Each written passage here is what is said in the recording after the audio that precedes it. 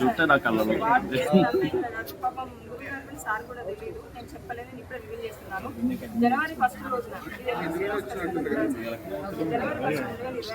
కొంతమంది అమ్మాయిని పెళ్లి చేసుకోవాలని తాళ్ళు తెప్పించాడు.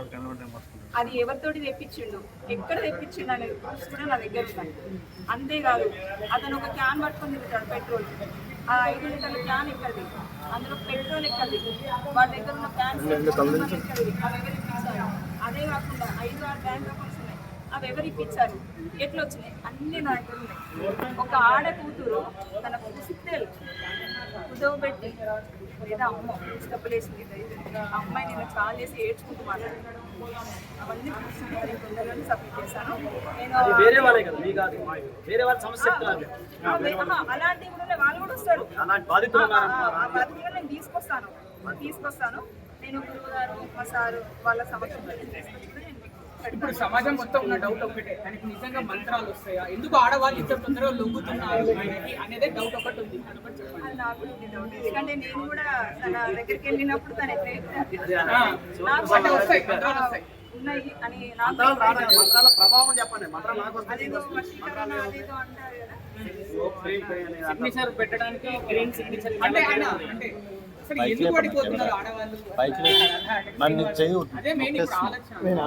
చూడండి ఒక మాట 5 minutes మనం ఏంటంటే అమ్మాయిని ఎందుకు పడిపోతున్నారు అని అడగడంలో ఆడవాళ్ళని చేసినట్టు అవుతుంది. మనం మాట్లాడాల్సిందే. మీరందరూ కలిసి చేసిన ఈ మహా ప్రయత్నంలో ఈరోజు ఎల్లూరు శ్రీనివాస్ అరెస్ట్ అవ్వడము చాలా గౌరవం.